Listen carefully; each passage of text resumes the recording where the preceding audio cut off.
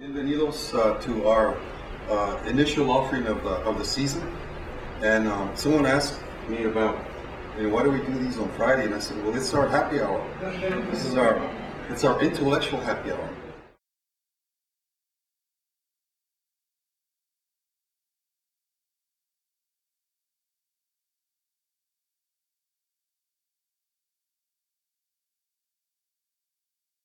And given the divisive nature, one historian says you have the Civil War as far as dividing American society, and then you have the Vietnam War as far as dividing American society. This was an extraordinarily divisive war. And given the matter that it's such a matter of debate, it makes sense that more and more people, not just leadership, but more and more people within the Chicano movement are going to weigh in. In fact, by 1970, Vietnam had moved to the forefront of the Chicano movement, and that's not just because of those disproportionate casualty rates. They were mentioned in the video, right?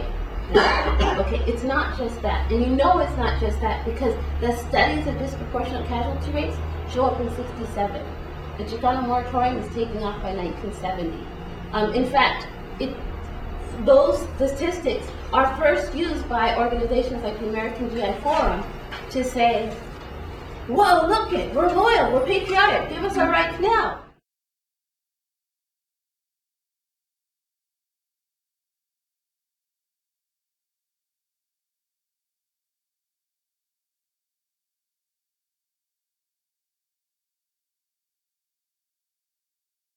My very first assignment when I arrived in Sacramento was to staff a bill. It was AB 592. I'll never forget it my entire life. Because it's a bill that I later authored myself, which became the measure to allow undocumented students to pay in-state tuition for public colleges and universities. Michael Antonio Firebaugh really stood for the effort, the constant press to achieve social change. And I think that in his life we see a kind of combination of an ability to seize the day while embracing the future.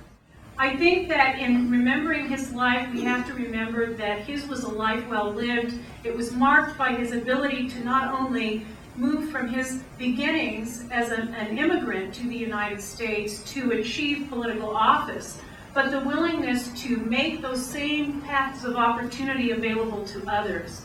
But if we look at the number of AB 540 students throughout California, it will be quite clear that we are far from being invisible. We are active in organizations, applying to graduate schools and med schools, achieving, and on the way to hard-earned success. Marco was the key that opened higher education to students. He stripped away our invisibility and gave us a voice. We shall use our voice to continue opening doors of opportunity not only for ourselves, but for our fellow Latino brothers and sisters. The legacy of Marco Antonio continues in every one of the AB 540 students whose lives he changed and will continue to change. Thank you, Marco. Thank you for having faith in us, for your hard work and struggle that will enable us students to succeed.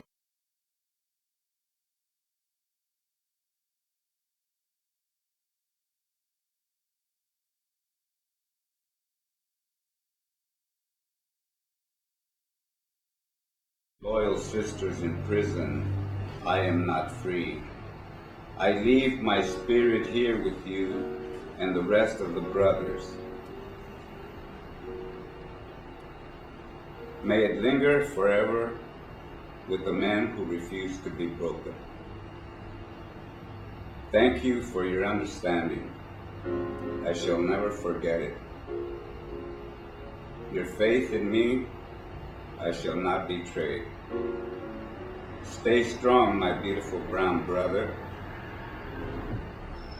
I remain in service to the prisoners in the struggle of the oppressed. Con amor revolucionario, tu hermano, Raúl R. Salinas, Ramón. The process of transformation that Salinas underwent in prison, one that he writes about with so much emotional fervor in his letters to his friends, family, and allies, was a process that was both solitary and communal. The emotional, spiritual, and political substance of this transformation is mapped out in his writings and makes his life one worthy of study, one that offers us lessons about society and the human capacity to persevere, adapt, and rebuild itself. as documentation of one man's transformation from social criminal to an agent of social change. My weapon is my pen. It's an invaluable hidden transcript. Though Salinas is renowned in certain literary and political circles, he is not so an exceptional figure that he is known by all. Instead, what emerges from Salinas' work is a portrait of someone who is exceptionally representative of a good portion of the more than 2 million people currently caught up in the criminal justice system of this nation, of which a disproportionate number are Latino.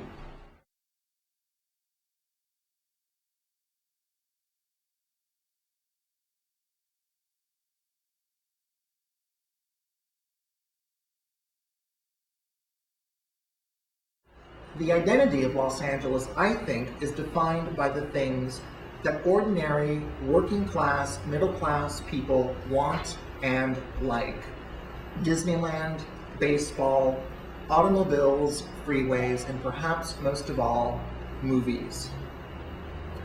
These things emerged as part and parcel of a broader structural transformation of urban life, not only in Southern California, but also in the nation as well. I see the pattern of urbanization taking shape in Southern California after World War II as being defined by a few key characteristics or key features. Decentralized, fragmented, auto-centric or automobile-oriented, suburban, and also segregated.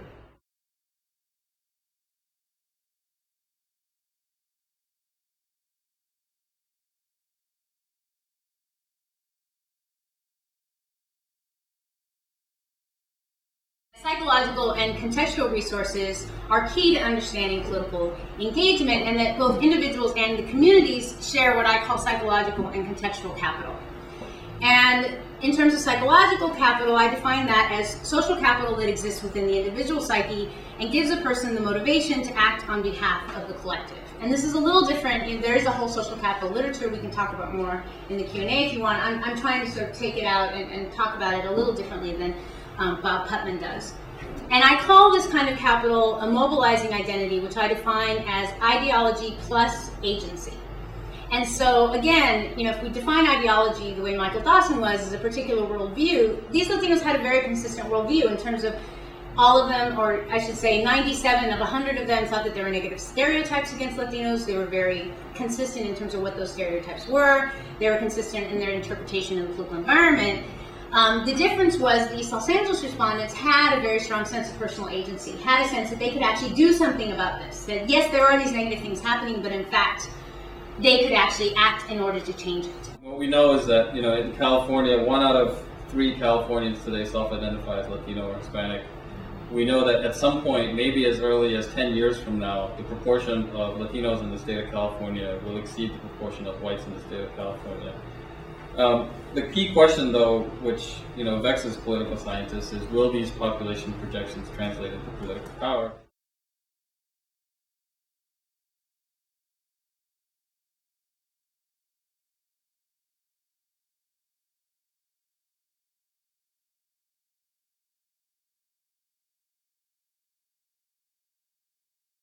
The Democrats were successful in many places in nationalizing the election. That's the term that's used to create a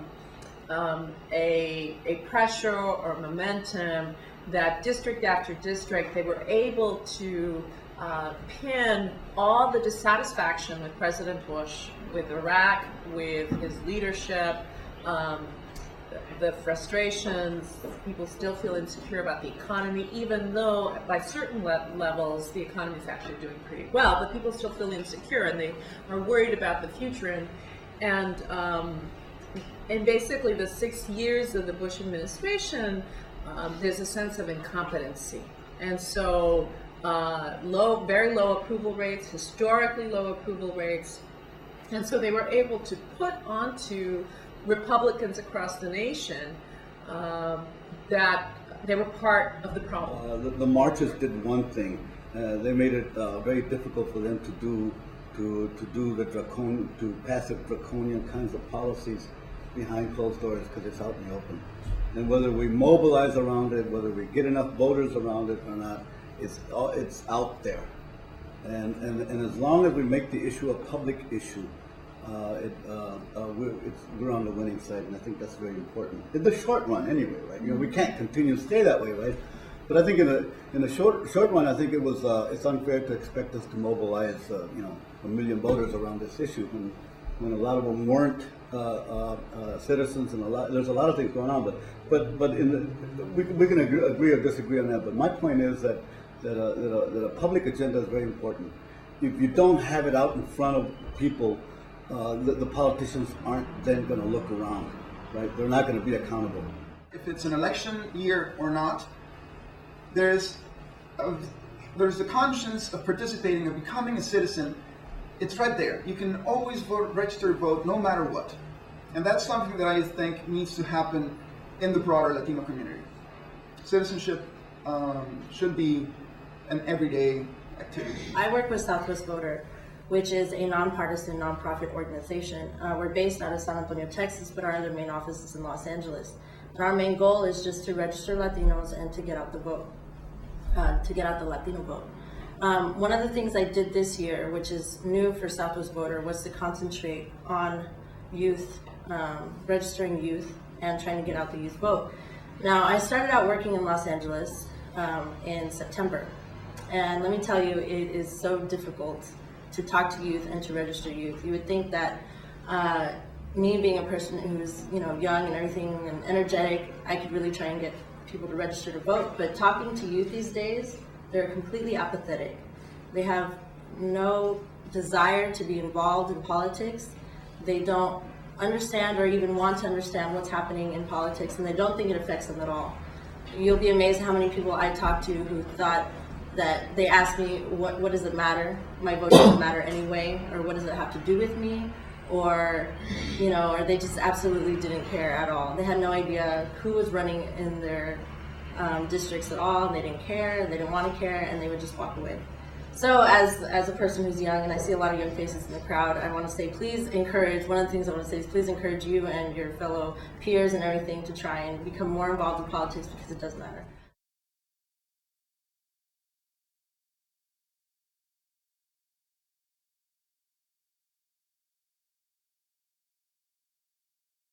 What is LULAC priorities? A top priority has been from the inception of LULAC, that is education.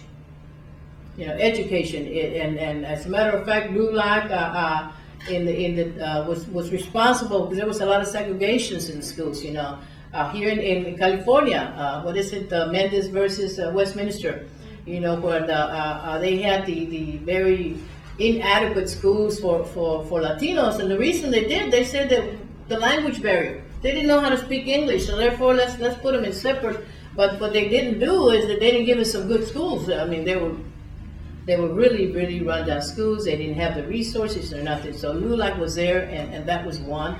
And we go on to Del Rio versus Salvatierra case, also segregation of our schools, and we won again. We go to the Brown versus Topeka, we won again. And those are all fights that have made history in the United States. Those are all because people cared and got organized, And segregation of schools is just one of the issues that LULAC has been a prime instrument in making a change in the United States,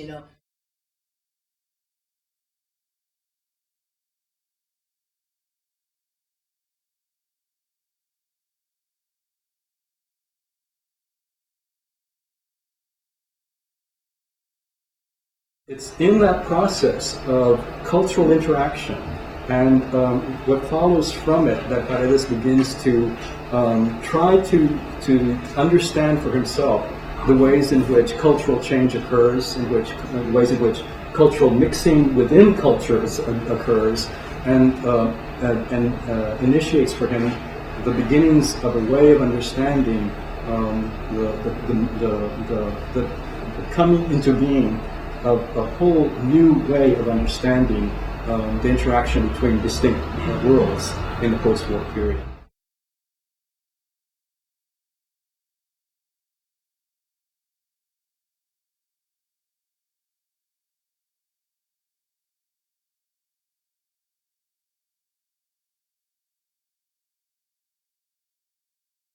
Buenas tardes, bienvenidos, welcome. Welcome to the Center for Latino Policy Research.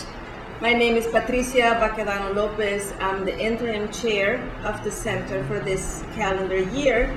And I am very, very excited to welcome you to our spring series, our speaker series, a seminar series organized around the theme of Latinos and education.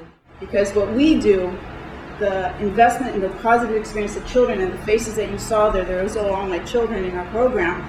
This is experience, this is positive, this is good experience. And then what happens when they go into the public school? It gets lost.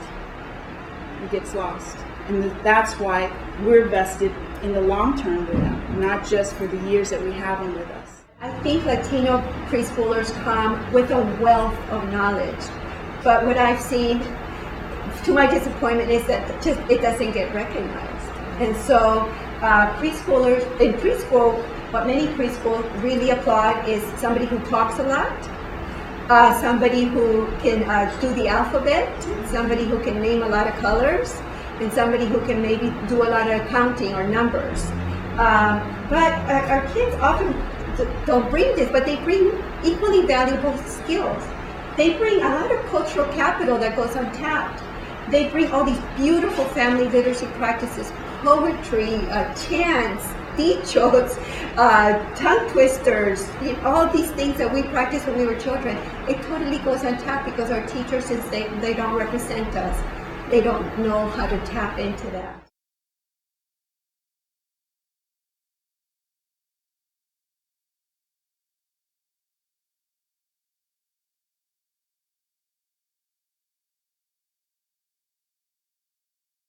Formal economy is just such a huge thing that the rest of the informality that's left is going to be, it's going to increase the competition and make it more difficult for the formalized ones. So I don't know if it's really an issue of supply. It seems like if the street vending district would have encompassed the entire, all of the neighborhood and everyone was given permits, it could have had a drastically different outcomes here. And the second thing is that, and this relates to policy, that it seems that community-based organizations serve an important mediating role between the informal agents and the city. So whenever cities are trying to deal with this stuff, probably a good strategy would be to get a reputable, well-established community-based organization in the area to take the lead on something and provide them with some real resources.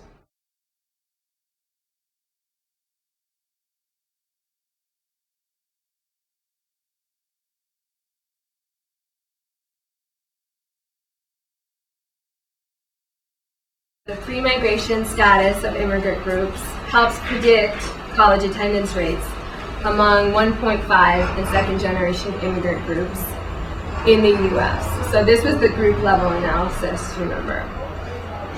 And it helps predict college attendance rates above and beyond just the post-migration status of the immigrant group, which of course matters very much as well. It matters how much money your parents make in the U.S., what kind of occupations they have. But I'm arguing it also matters what they were doing before they migrated, what the context their education was attained in before they migrated. And here, the pre-migration educational position of the immigrant generation is a stronger predictor of second-generation educational outcomes than their post-migration socioeconomic.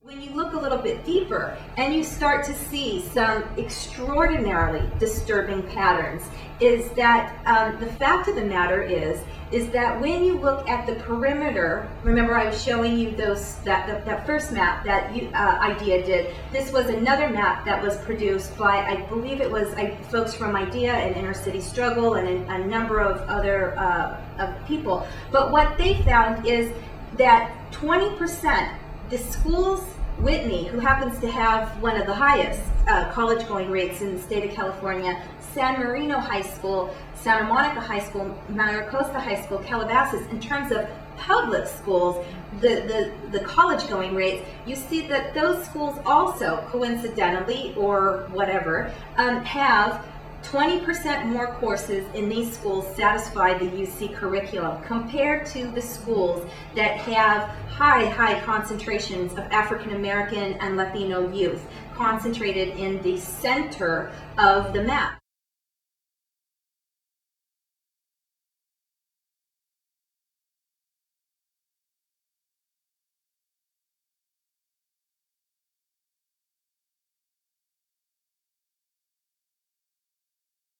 For expectations, they were predictive of the boys.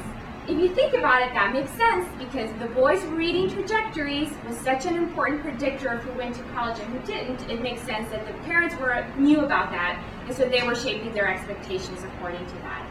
And reading is a very strong indicator for parents on how their kids are doing because they're able to see that at home. They're able, when the child reads a sign in the street, etc., like parents pick that up and they're super proud when they can read it in Spanish and way proud when they can read it in English and they react to that. That's how they know their child is doing well in school. For girls, because of their verbal agility, the parents' expectations did not match whether the girls were going to go to college or not.